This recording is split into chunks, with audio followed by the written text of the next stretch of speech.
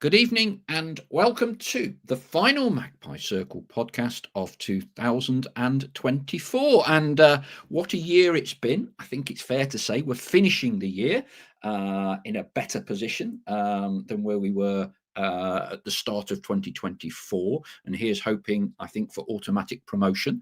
9 points out from 3 straight wins. Here's a question for our flock.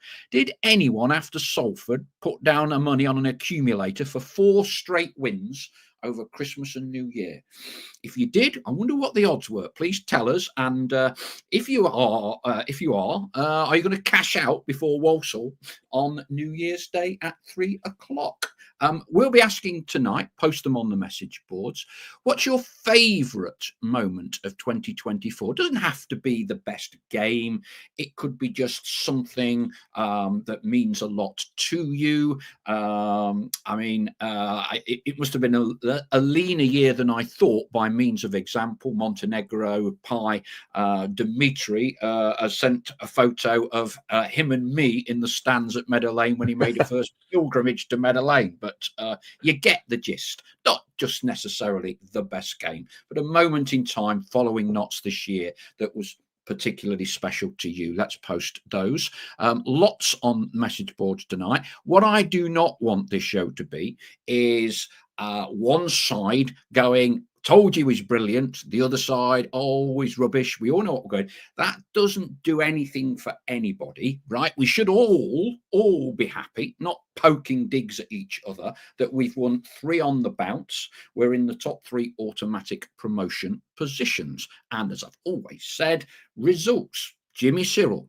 only the result matters. Everything else is gossip. We should also say thank you to, we've now got 2 official partners. A lot's been happening over the past few weeks. The Big Shed, where we held the first Magpie Circle live broadcast with Martin Allen. That wasn't one to be forgotten in a hurry. And the Trent Navigation are official partners of the Magpie Circle. We thank them for their support. That's going to help us enable to do some new things next year. Full details to be revealed in due course. What I would say is I have been speaking with, you need to be a bit Jurassic to remember this guy, best goalkeeper I've seen in a Notts County shirt, Radi Avramovic. And so in 2025, we will be bringing over Radi Avramovic, among others. It'll be the first time he's been back to Nottingham in over 20 years. So that's a little taste of some of the things we've got planned. So thanks to the Big Shed and the Trent Navigation.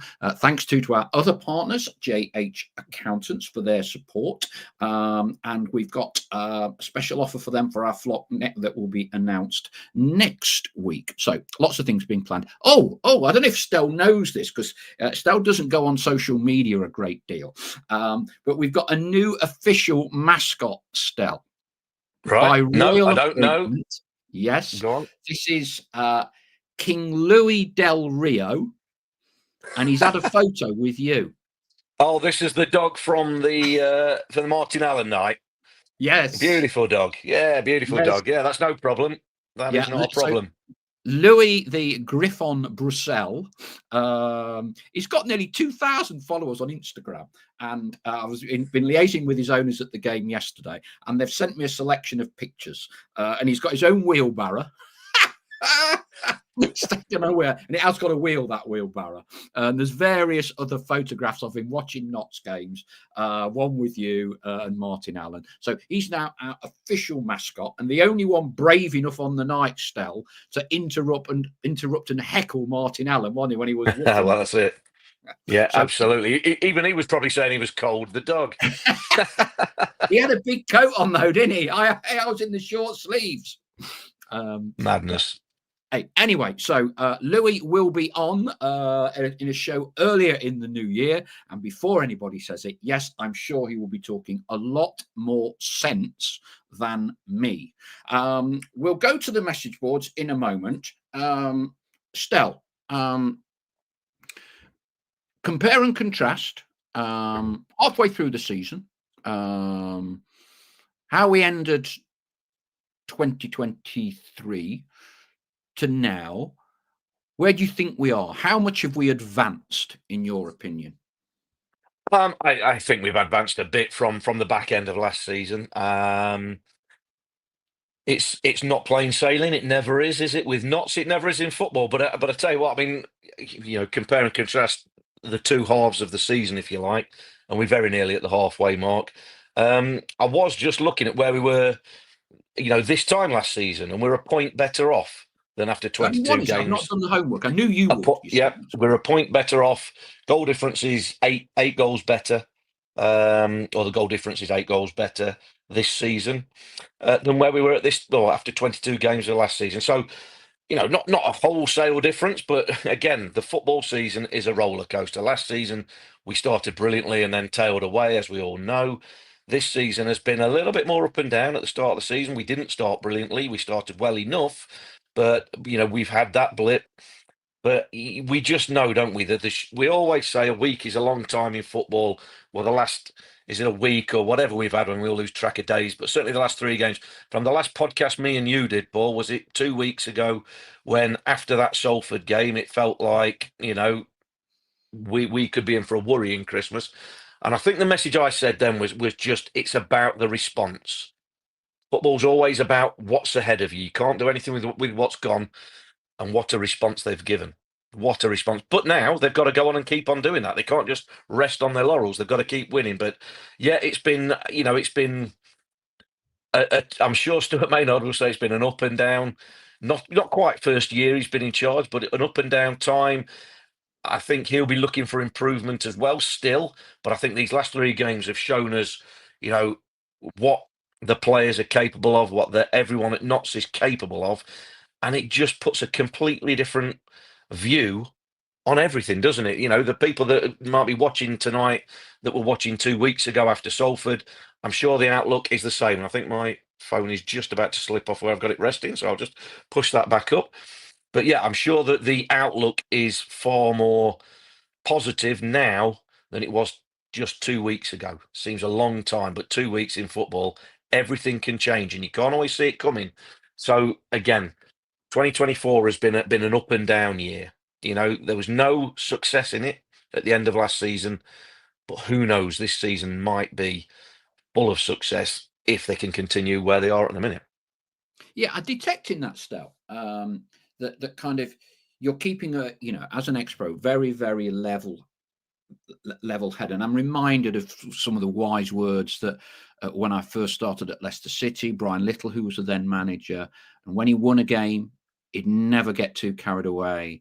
When he lost a game, he'd never get too carried away, and he would try and keep sort of an even keel. And clearly at the minute, there's a massive high. There's a massive high among the fan base.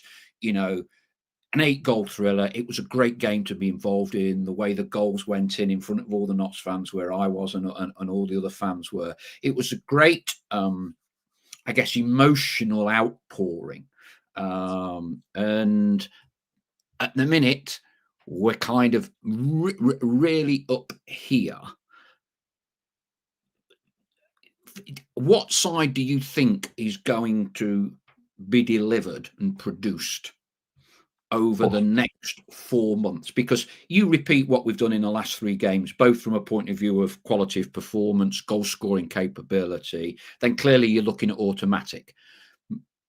Below that, then all of a sudden, given it's, 2 points down to 10th, it's a massive, massive potential blanket finish here, isn't it? Well, yeah, it's still tight and a long way to go. A lot of twists and turns, of course, but the potential and where the ceiling of what they can achieve this season, I think everything's there to play for.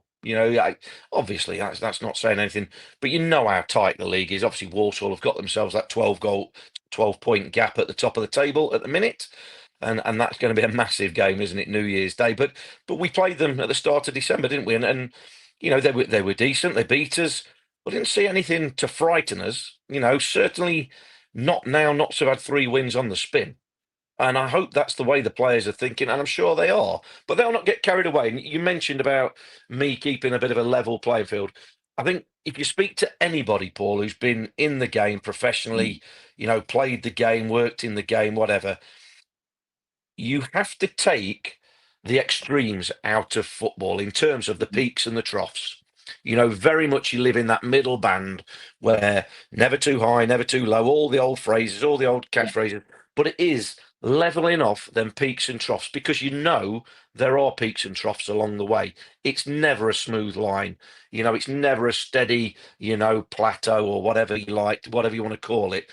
Every game is a fresh challenge, so you know they were I'm saying a pit of despair after Salford, but the pressure was sort of on, wasn't it? Really on. Mm. People were despondent, disappointed.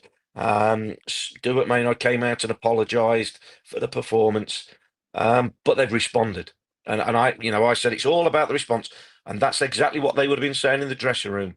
You can't do anything about what's gone, but you sure as heck make sure we don't perform like that again. Now it may happen, but as long as it's a one-off, or it happens sporadically, okay, that's manageable because the players are too good to allow their standards to drop to that level. They are sat second in the table after 22 games. We've played virtually everybody. You don't end up there by fluke. And yes, I know there's a Nats what's it between sort of second and eighth and ninth, and it's tight and all this, but you're there on merit. So respect that. But now the challenge, or not now, but the challenge has always been it's the next game. And that next game is Walsall. And you can't rest on your laurels. You can't think, well, we've won 3 out of 3. So let's just ease off the pedal. Now the challenge is about let's overhaul that 12-point gap starting on New Year's Day. Very good. Very good. Right, let's go to the message boards because there's a ton of messages. Phil Summo, Spotter's Badge, first on. He left a message at 4:04 this afternoon. Happy New Year, everyone. Happy New Year to everybody. What a Christmas for Notts. What a game yesterday. Brilliant. Richard Terry, greetings from the Woodborough Magpies and a happy new year all. Just finished reading Tied Up in Knots, the late Colin Slater's book, and saw the picture of Mr. Stallard signing for Notts. He must only have been 12. He only looks 21 now. Wayne Wilkins. You've all been at the sherry. Our Barcelona resident pie here. Happy New Year to all. It was about getting to January in touching distance of promotion shake-up with all the adversity that has come our way since game 5. That's when Edwards got injured. Notts have done incredibly well to be where they are now. Only one majorly poor performance and result combined in that time. And now we can have a real go for promotion. Shane Walker, evening all from a damp Leon Solent. What a great Christmas week it's been. Win on Wednesday, then everything is possible.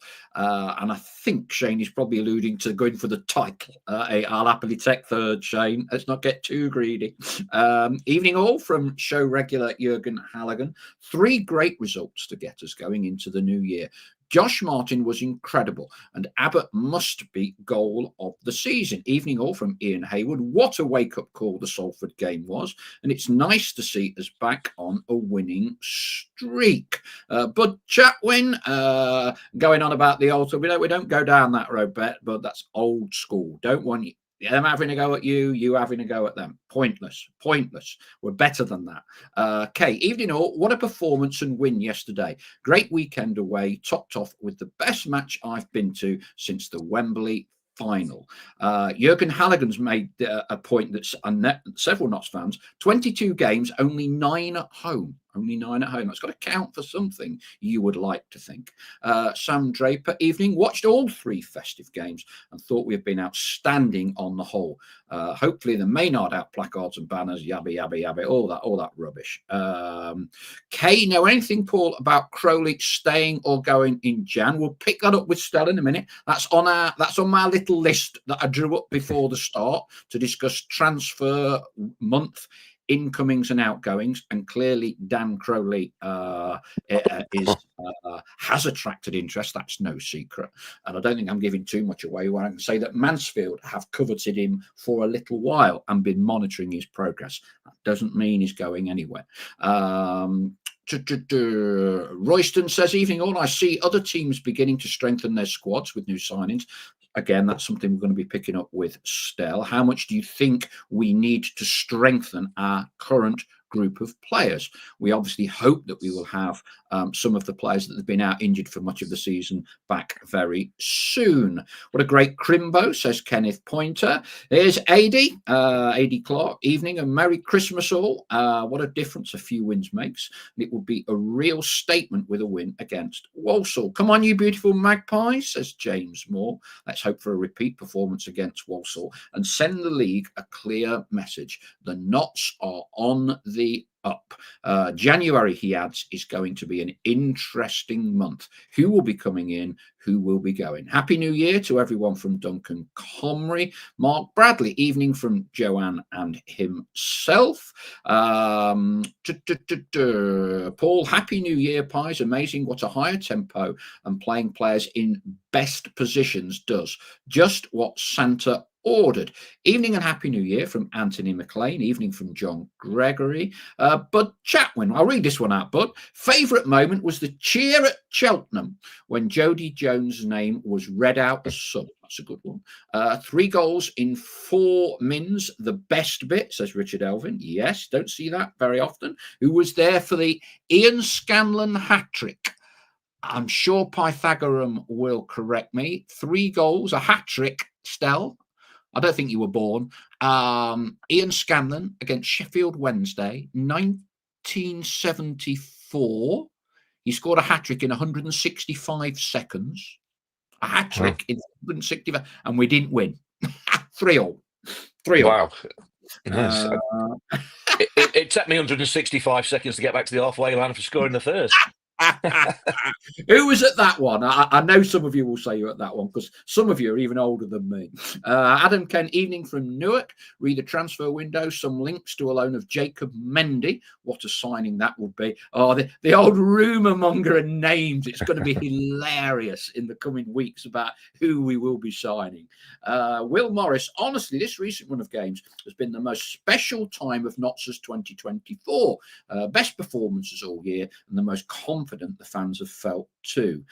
Diggs' penalty at Chesterfield for me has still, you still cannot beat it, says Dale Pikett. And Pie Life, I don't know whether that may even be you as well. He kind of enunciated that very well at Chesterfield with the late penalty when we were losing 2-1. The split-second difference in reactions from the Chesterfield fans when Diggs' penalty was saved. A split second later, Diggs rebounds and scores. A split second later, we're singing It's Happened Again. My best moment of 2024, says Duncan Comrie, was Jody signing a new contract.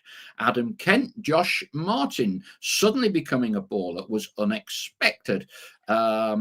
James Moore, until 3 games ago, this season wasn't looking so good. But I think we know we should have a better second half of the season with Jody and Robertson coming back into the team. January is massive on and off the pitch in terms of results and recruitment, says Ian Cooksey. Jurgen Halligan, any news on Ness? Looks like a hamstring. It was a hamstring, not really sure on time out yet. Ian G, no coincidence that our upturn in form came with the return of DC in advanced role and others have stepped up to the plate. I'll take a break to rest my voice. There's lots more to come. If I had one New Year's wish or resolution, Stell, here we go. I'll get it in. It would be that the word inverted is banished from Notts County's coaching manual, is withdrawn from the Oxford English Dictionary, and we never hear inverted in connection with Notts County ever again. Am I going over the top? Yes. Yes, because I wouldn't expect it to be banned. It might well pop up again.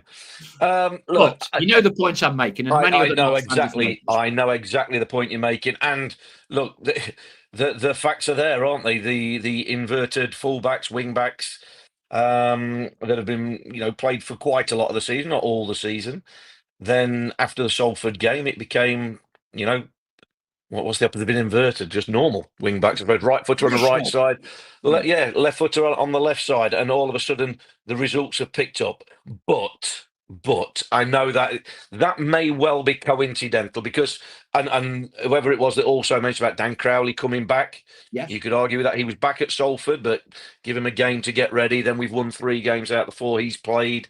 Um, but these things, I'm not saying don't have anything to do with it. Of course they do, but there's a lot of aspects that go into the difference between that Salford performance, particularly, which seemed to be, the tip of the iceberg, if you like, the absolute trough of performance this season, and then the 3 games and 3 performances that have followed it.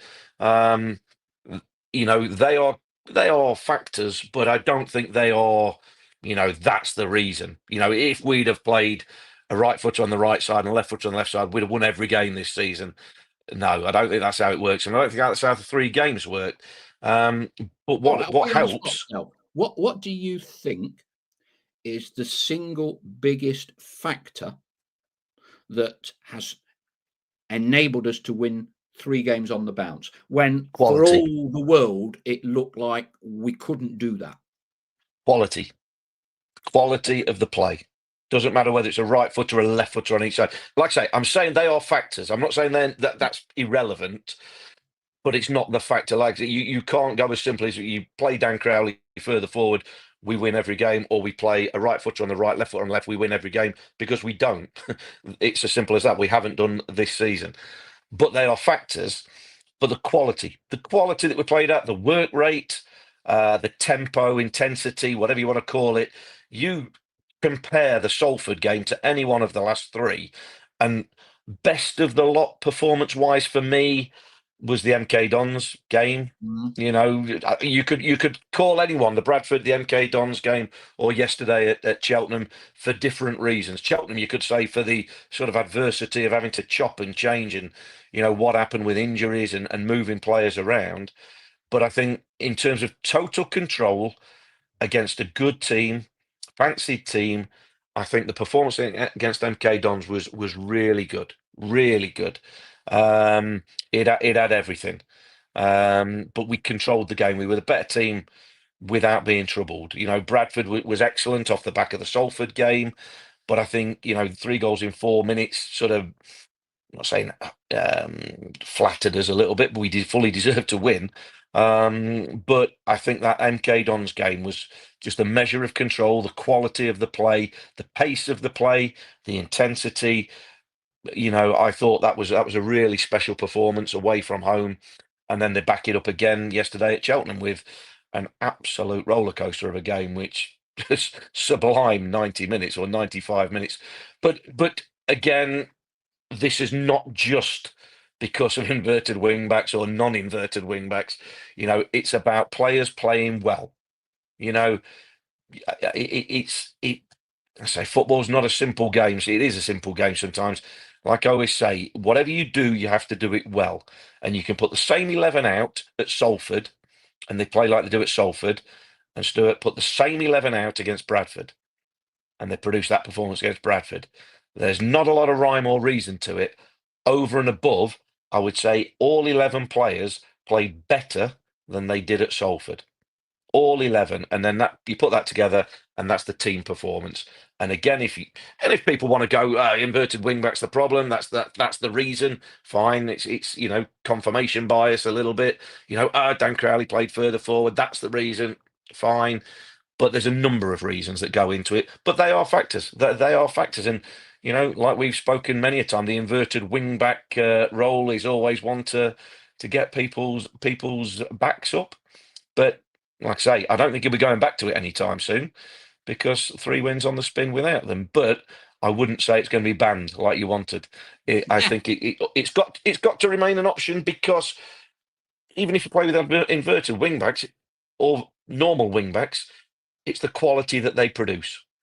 It's all about the quality that you produce, the work rate, the tempo, closing down. Alassane Jatta closing down for the first goal yesterday. Going and out muscling the centre half, going and winning the ball back. Josh Martin looked a revelation yesterday. All things that nothing to do with inverted wing backs, but all things that contributed towards yesterday's performance, certainly. How much praise would you give for Stuart taking on board all those points about the quality of the play, but nevertheless in a fairly highly pressurized environment immediately after Salford, although he kept the same team, he has wing backs in a Crowley. He has made some big calls, hasn't he? He's made some big calls that have materially affected a significant turnaround in results. Yeah, absolutely. Great credit. Just like anything with a head coach, like the last time we were speaking, we were talking about him being under pressure. And he was being put under pressure because of the performances and the results. So 3 wins on the spin, you've got to give him credit, a fair amount of credit for that. But again, like everything, the job isn't done. This is a small sample size, just like we could quote small sample sizes. I think on the last one we were quoting 2 points from 5 games, small sample size, but nowhere near good enough. Well, a small sample size now is 9 points from the last 5 games. Much better, much more acceptable. And 3 wins on the spin, certainly. He deserves a lot of credit. He's made some big calls. Again, keeping the same team from the Salford game. That was a big call. The temptation to make changes after that performance must have been strong, but he kept the same team and they responded. The problems that beset us yesterday, starting with Lewis McCarry in the warm-up, and then Lucas Ness, and having to shuffle the team around, and players playing in all sorts of positions. George Abbott, who saw him as a right-sided centre half, but what a performance he put in there, like everybody else did. Some great performances. You couldn't say that about the Salford game or maybe previous games before that. So just like the head coach is under pressure and gets flack when things aren't going right, when they are going right, conversely, you have to then go, okay, you've got to give him praise. And he absolutely deserves that praise for these 3 games. But like I say about anything, we've not achieved anything. We've not achieved anything yet. So I was looking for a response after the defeat at Salford. I'm still looking for a response for us to kick on and chase down Walsall. I'm not now going, well done, the players are great, Stewart's great, and let's just go on our holidays for a bit and then we'll wait till the next slump before we kick in. No, these players are good enough, really, and they've shown that in the last 3 games, to really take this league almost by storm. They've given themselves a bit of a mountain to climb by giving Walsall a 12-point head start. Now that's where they've got to set the targets. Always set your sights above you, not below you. Very good. Some more observations from the flock. Ian G, no coincidence that our upturning form came with the return of Dan Crowley in an advanced role, and others have stepped up to the plate. Dale Pikett says Notts have 6 matches in January and 4 are at home, so a great chance of getting some really nice points here. Ian Cooksey, remember the 09-10 season? Rochdale were 13 points in front of us. Look how that ended up. Ian Hayward beating Bradford in 4 minutes is my best memory so far this season.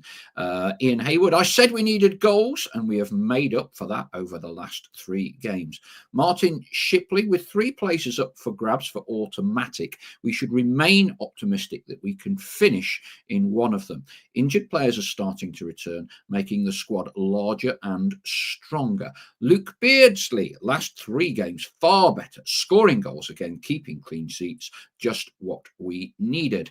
Andy Easom, the wheelings and dealings of the upcoming transfer window will have some say, I'm sure, as to which path the season will take. Jurgen Halligan, yes, I was there. It was my first season watching Notts. That will be Ian Scanlon's hat-trick in 165 seconds. I knew Malcolm Shearston would say he was there. John Hawkins, I was there for the Scanlon hat-trick. 2 goals for Wednesday from Eric McMordy. That's a great name. I remember the name. I can't remember their goals. Adam Kent, 100% agree, Paul. Brackets, mentioning a word that we will not mention on this show again, I hope. Martin Shipley, Matty Palmer's through ball to Josh Martin on Sunday was sublime. Inch's pass through to Austin for his goal was quality too. But Chatwin, most fans I have spoke to say Notts are the best team they have played against this season. But I feel we needed that bad game against Salford for Stuart to give them a rollicking, and it was needed. Andy Eason, really pleased to hear big hero of mine, Raddy, is coming back to say hello. Yeah, we're going to try and get Steve Cherry along as well, and that would be the two best post-war goalkeepers I think Notts have ever had. Ian G, what was Macari's problem? Worrying now, Ness also injured. We'll try and pick some of those points up in a little bit later in the show, Ian. Ian Hayward, were we left open at the back to concede so many goals at Cheltenham? Wasn't at the game, only seen the highlight, so it's hard to gauge. Hey, we won. Jimmy Cyril, only the result matters, Ian. Let's just say it was end to end, and there were a lot of chances. I think I caught a bit of you, Stel, when Richard Stanton was giving me a lift home saying it could have been 10-8, I think you were saying, weren't you? Yeah, it felt like that, yeah. One massive change, James Moore says. Gone has been the boring keep ball, possession football. Sorry, people are sending so many messages in. It's my eyes aren't the best. From James Moore, possession football. We were fast and far more direct. Our possession was 54% against Cheltenham, but what a performance! It's about the same 54 as against Salford. If ever two statistics prove, two sets of statistics prove that possession statistics are a complete and utter waste of time, I think those are the two games. Mark Bradley can only agree with Stell. Always, when he goes walks sense, we're just a lot of walking football, I think, these days. Talks sense, I think you mean, Mark. Well, generally, brackets. Ian G, highlight of the last three games is neither Baldwin nor Naman had blinders against us. Martin Shipley on the Notts County goalkeepers. I'll give a shout out for Barry Watling, great goalie in the 1970s. Brilliant penalty saver. What about Eric McManus, says Duncan Comrie. Very good, Eric. Third best, I would say. And if Eric's listening, he'll kill me for that one. Right. I think we're up to speed. Right. Halfway through the show. Let's kind of move on. We are where we are still. We've got players coming back. I would be very surprised if two or three of our rivals have a real go in the next month with some, on the face of it, very ambitious signings, because I think everybody is saying this is a great year to get out. Yeah, okay, Walsall have clearly got the march on everyone, but all the way down to 11th, 12th, you've got a fantastic opportunity, Notts didn't have a good transfer window last January. Not help change of head coach, clearly. How important is it, do you think, that Notts have a successful transfer window? And for you, does it need to be a busy one? I don't think it needs to be busy, no, to answer the second part of that first. As ever, with any transfer window, it needs to be quality. I mean, that's the watchword with football. It needs to be, quality rather than quantity. Now, you're absolutely right when you highlight other clubs, because of the tightness of the division. There might be a few other clubs that maybe have got a budget. They might be tempted to open the purse strings a little bit, to have a bit of a gamble and have a go at it. So you're always guarding against that. But Yeah. your budget, Notts' budget, is the budget. They can't just suddenly magic money out of thin air. We know the finances of the club. They've got a decent budget, but it's certainly not top of the table level in terms of budget for this league. So they've got to find the gems that they have uncovered so far. Yes, there's been some misses along the way. Such is the nature of recruitment. Yeah. There's no foolproof way. So you want more hits than misses, obviously. But for me, in terms of the window, I mean, the way the season pans out, obviously, it looks like we're going to get some of the players that were already there anyway back available. Yeah. So that they might judge that. Stuart might look at that and go, that's going to give me the competition for places in the squad that I need. I'm talking about Curtis Edwards, Scott Robertson, Jody Jones, obviously on the bench yesterday. Connor Grant came on, and I felt a bit for him, straight into the frying pan half an hour up as a wing back up against a couple of flying wingers. Um, but I do think they will be looking to add maybe maybe a couple, maybe a couple.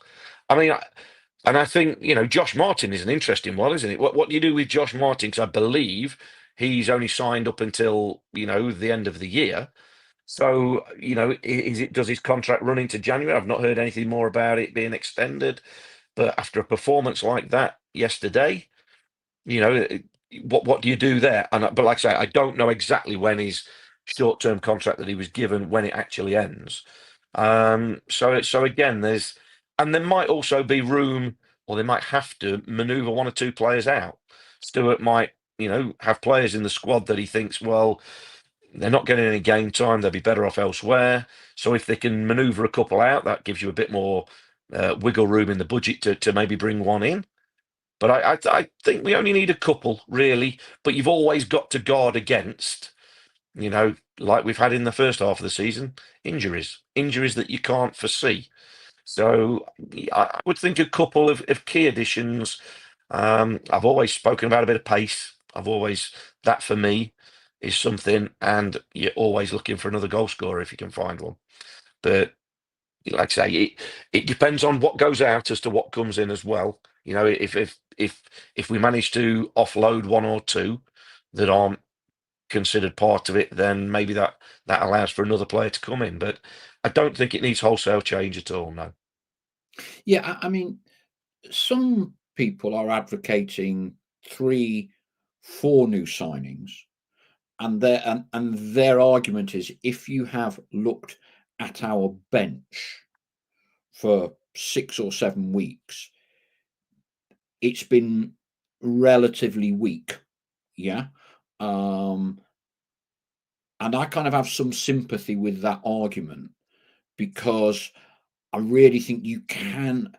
I think it's dangerous to say all the players coming back are all going to be fit, because no team with 25 players has 25 fit players.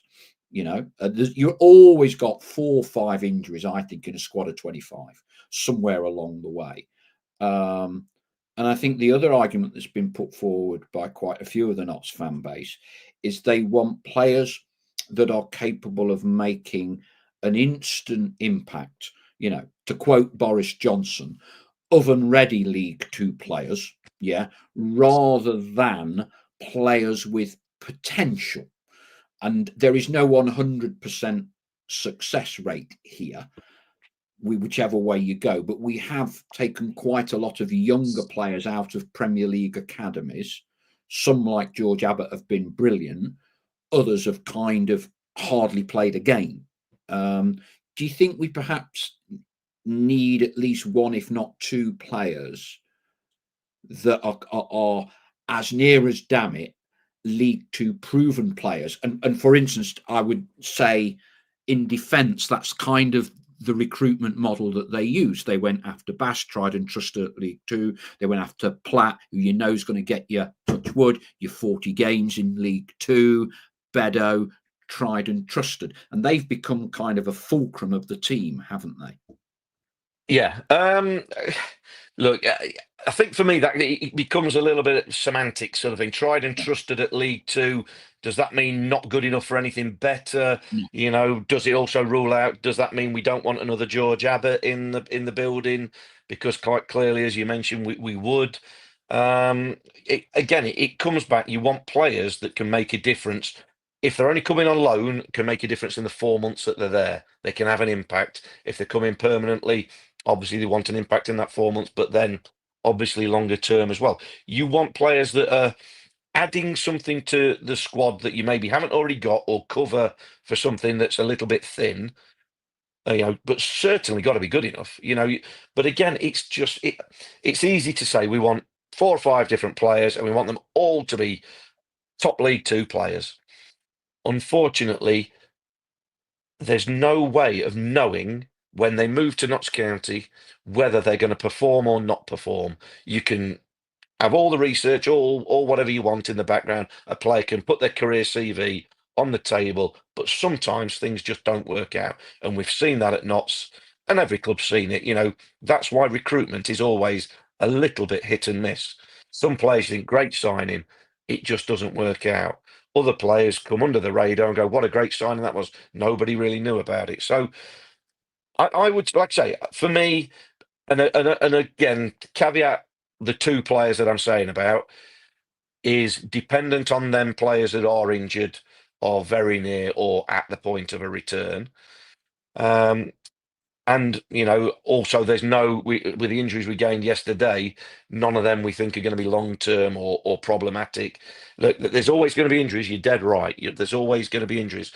But what is also difficult and can create problems is all of a sudden, if we've gone from having a 22 to 25 man squad to all of a sudden we bring 4 players in January, we've now got a 29-man squad, and we've got, to use your phrase, oven-ready League Two players who are going to be missing out game after game.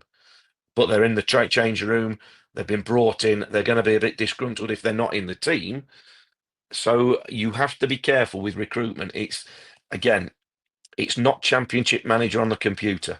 These are real players with real egos who need to be managed and need to be looked after and selected and get the best out of them.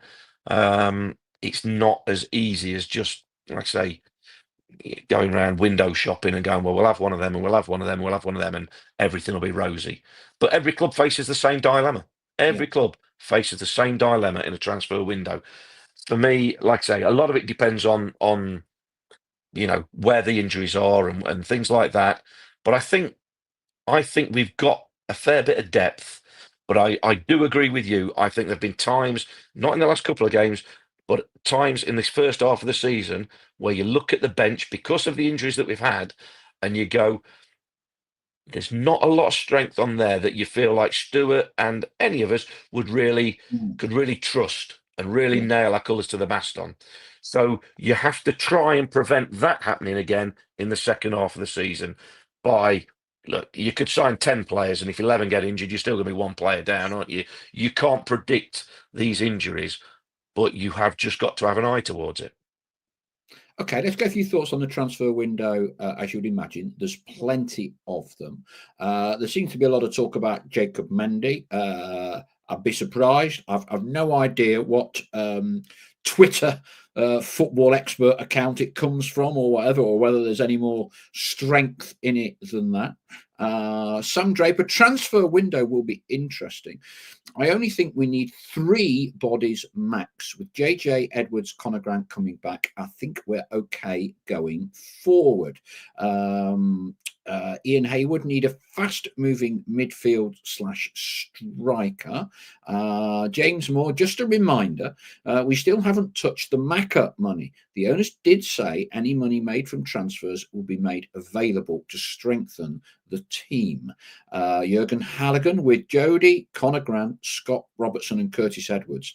4 quality players to come back. Has Giovanni Brown already gone after his omission yesterday, says Ian G.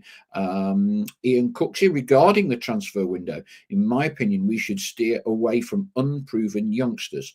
Before anyone quotes George Abbott, he was Spurs under-21 captain, not a Jayden Warner type. We need to extend George Abbott's contract, says Ian Haywood. I think we have George Abbott till the end of the season, says Bud Chatwin. I think the way it is set up is that there is an option for Tottenham to recall. It's a little bit like Ryan Yates, where you kind of, as I understand it, you get him for the season, but in January there is the option of the parent club to be able to recall him. So I've not heard too much one way or the other whether Spurs are going to recall him or not, but that I believe is how this and a lot of those types of deals are set up. John Carty, cover for Bass ? Echoed by Ian G. And Ian Cooks. It certainly got a theme going. The biggest player to lose to injury would be the keeper. What else have we got? ZO, we need another striker, particularly if Kedwin is not going to be available. Have a look thin at wing back. Stewart doesn't seem to fancy Gordon. I feel a bit sorry for Kellen Gordon because he's kind of been in and out of the side when we've been playing the word that cannot be mentioned. I just wonder, in the way that Cerula for me looks far better as a left back than the word that can't be mentioned. I'd be interested to see what Kellen Gordon would look like. He clearly was in a promotion-winning team for Crawley last year. Rocky 57 on picking up Jimmy Hill's biography. Crikey, that's a while ago. He reckoned new players generally look good for a season or two, and then it becomes apparent why the previous team was willing to sell him. To do Andy Esom, if Giovanni Brown has already left, possible departure of Kedwin. What has happened with Robbie Cundy, and when will Robbo be fit? These are just four who are absent at the moment. Ian G. Grant and Martin complemented each other yesterday with some great movement and understanding for players who would never set foot on a pitch together much before. Okay, let's talk midfielder. Dan Crowley, clearly a very, very proven, talented player at League Two and proven with Notts County. He's now in the final 6 months of his contract.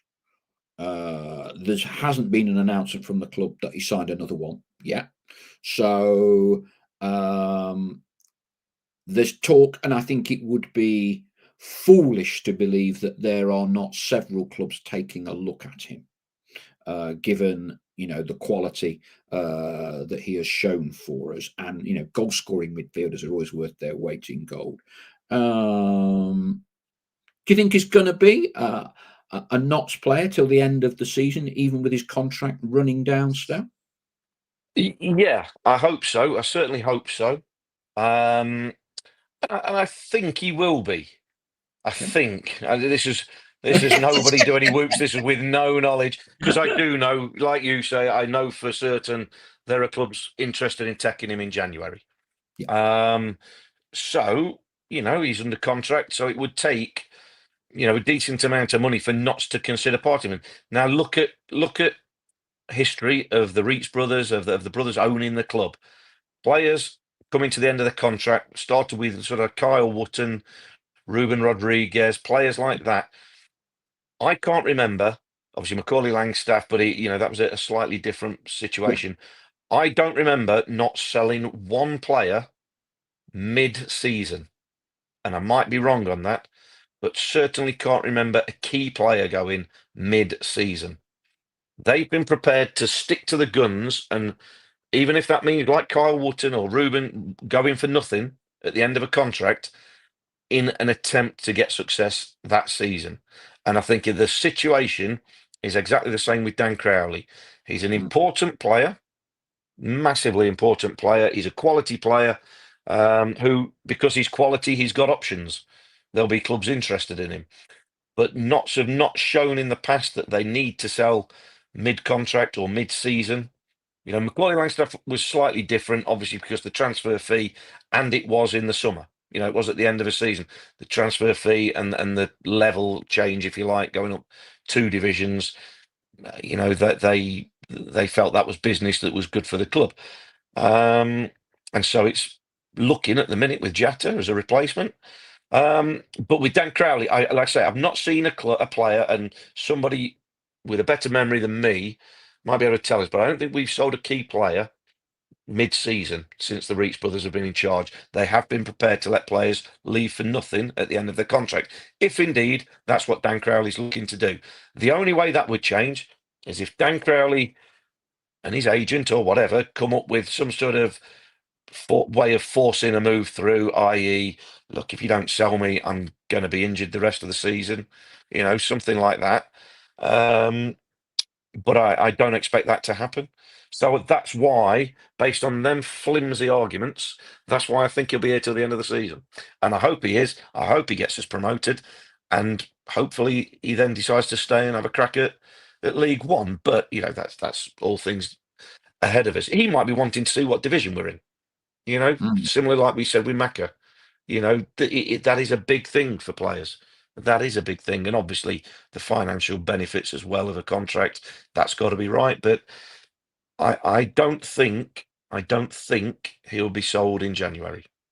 But I know nothing. Oh, you know a few things, Snell. You know plenty. You Not in know. that case, I don't. I'm afraid. Yeah, I think one thing perhaps to emphasise here is that a player's transfer value is governed by two things, really. Uh, One by the talent that that player has, and the second is his contractual position at the club. And if it's the reason players give better players long contracts to protect the transfer value.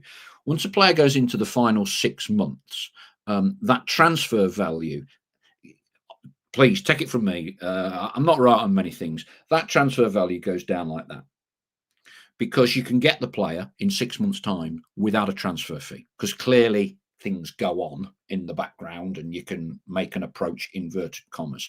So Notts hold the cards in the sense that if they're determined not to sell him, he's not going anywhere. And personally, I'd be very surprised if a team offered more than 50 grand for someone like Dan with 6 months of his contract to go, you know, because it is only 6 months. And I know we think the world of him, and he's a high quality player. But the reality is the transfer value, a lot of the clubs now have kind of got together and don't pay big transfer fees. They don't pay big transfer fees. So I don't think it's one of these where people go, oh, if the money's too good to be true and it's, 250 grand, we've got to sell him. I think to an extent, for what money you might get for him, I think he's irreplaceable. And I think it's the opportunity cost here, which the brothers have always done. They've been very good with this. Is what is it worth for Notts to get promoted into League One next season? And it's a lot more than 50. It's a lot more than 250. You're probably talking at least £1 million to get promoted in terms of increased percentages of commercial pools and all the rest of it. So I like you, Stal. I'd like to think that he won't be going anywhere. But I know it doesn't please too many people, but them lot up the A60 have been checking him out for a while, and other teams will have been as well. Ian Hayward, I reckon Dan will wait to see if we get promoted, and that will determine if he stays or not. Duncan Comrie is actually written it before I've just said it. Promotion would be more lucrative than any fee we would get for Dan, and I think the owners realise this. Also, didn't he run down his contract at Morecambe? I think you may have been right. Yeah, I think you may be right there, Duncan. Dan Crowley, you wouldn't sell to another League Two club. We aspire to be a League One, so would need to be a Championship club. End of season, he'd get a better signing on fee. That's quite correct. As a free agent. Right, we're going up into the final bits and pieces of the programme. So we're fairly hopeful that Dan won't be going anywhere. We hope we'll see a bit of incoming. Do you think it's important, Stel, that the club announce someone very early in January? Or do you think we're all right playing a bit of a waiting game, seeing where some of the injured players come back, or you have to make a judgment call that actually they might not be back for a while, so therefore we need to move into that space? Because I think before these 3 wins, everyone, January the 1st, got to get a January 1st, bring a load of players in. That narrative's changed somewhat now. Yeah, obviously the same as ever. The earlier you can get business done, the better.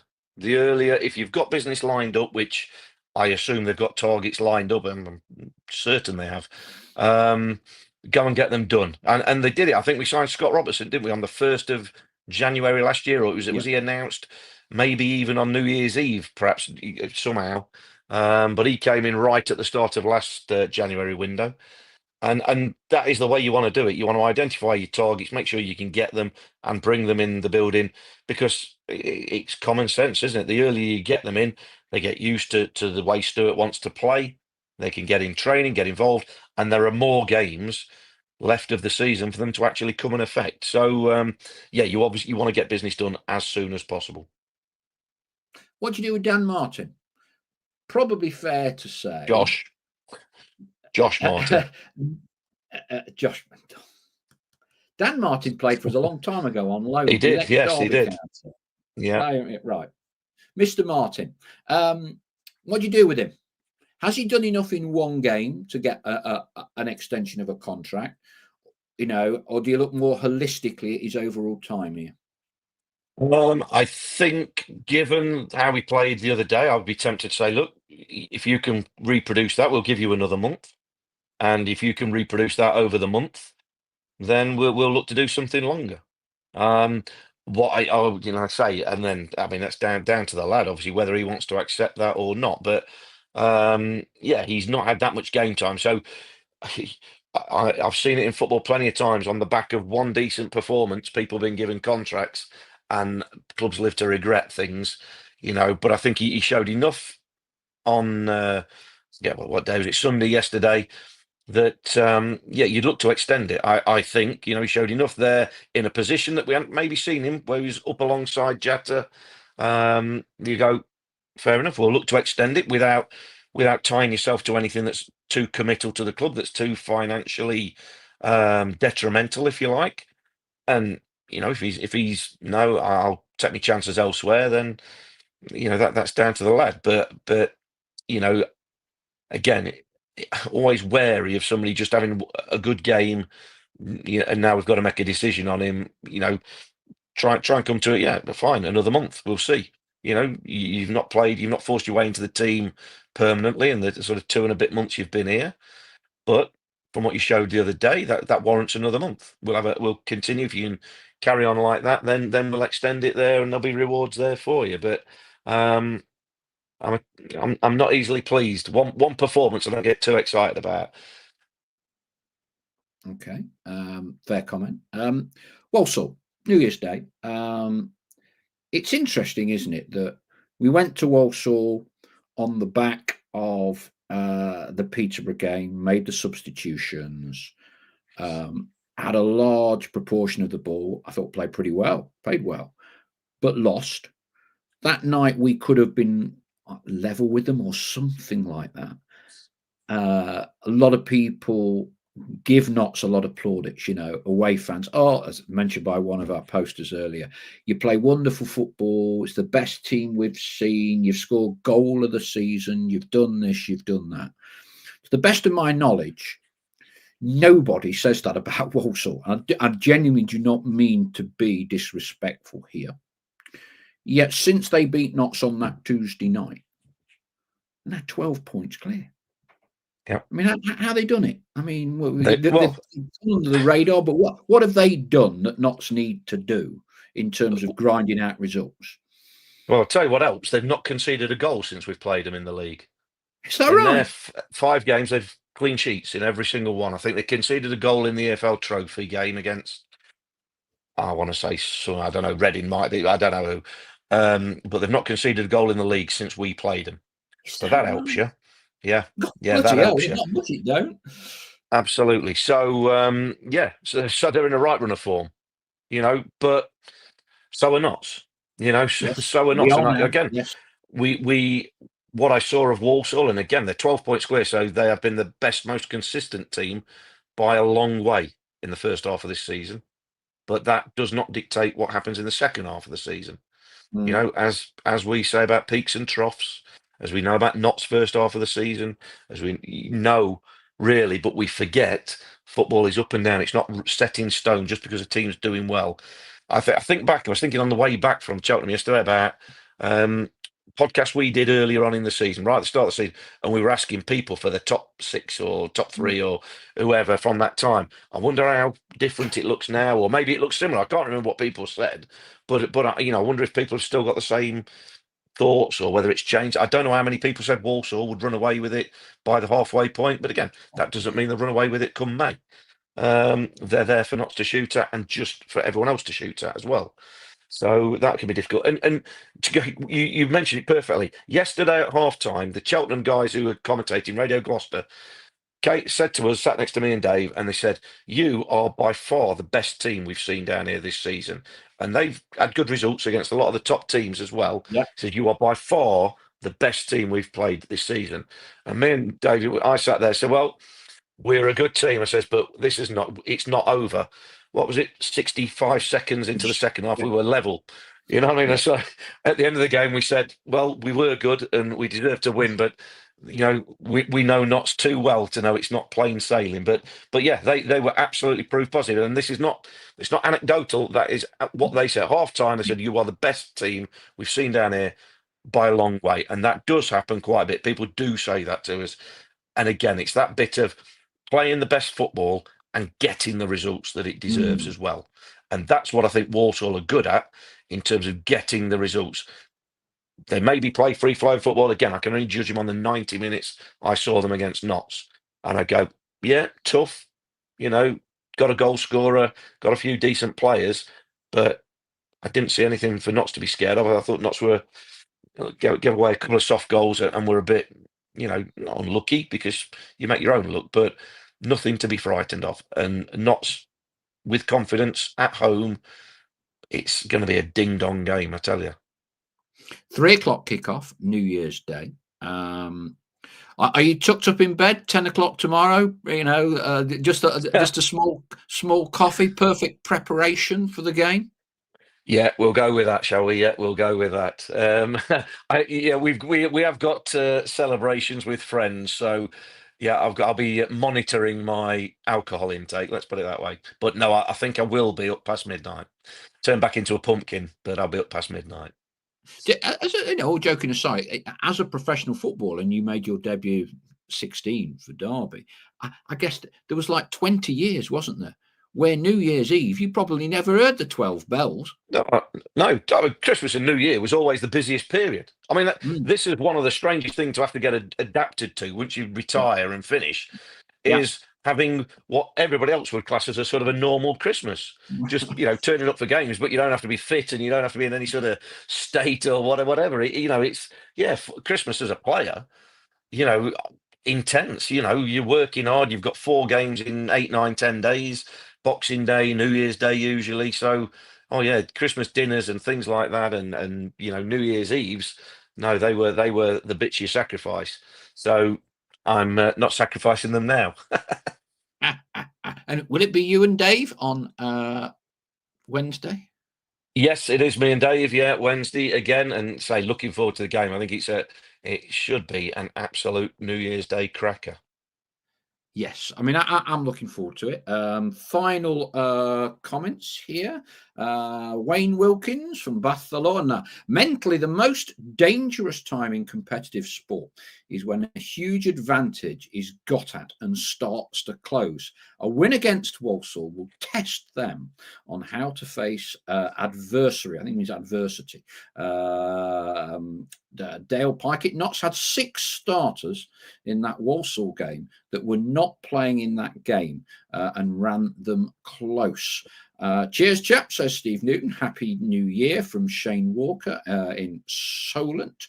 Not forgetting Saturday, 12:30 versus Swindon. Andy Easom. It's a good point. I'd almost forgotten we've got a bloody home game again on Saturday, and like you say, you think of the Christmas and New Year, but really that Swindon game, you just tag that in, don't you? Having a bit of a revival under Ian Holloway at the moment. Ian Cooksey, we are going to win the league. Get your money on it. I think on that positive note, we should end. I am guessing here that none of our flocks, Stell, had the bet for 4 straight wins, 12 points over Christmas after Salford, because no one's volunteered. They've got it at 300 to 1 and are not even going to cash out. So, Yeah. yes. Never mind. Stell, thank you as always for imparting your pearls of wisdom over the past 12 months. Pleasure as ever, and Happy New Year to everybody, and see you all New Year's Day. Let's hope for a successful 2025. and a happy new year from me as well. Thank you for all your participation. Thank you for the respect and measured way in which we debate all things Notts County on this podcast. Thank you to our partners, JH Accountants and the Big Shed at the Trent Navigation. We'll see. We might get King Louis, the Brussels Griffon, on next week to impart far more pearls of wisdom than I can ever manage. But for now, the last show of 2024, we wish you all a very, very prosperous 2025. And here's to not just playoffs. Hey, we're Warriors and we aim high. Top three come May. Thank you. Champions.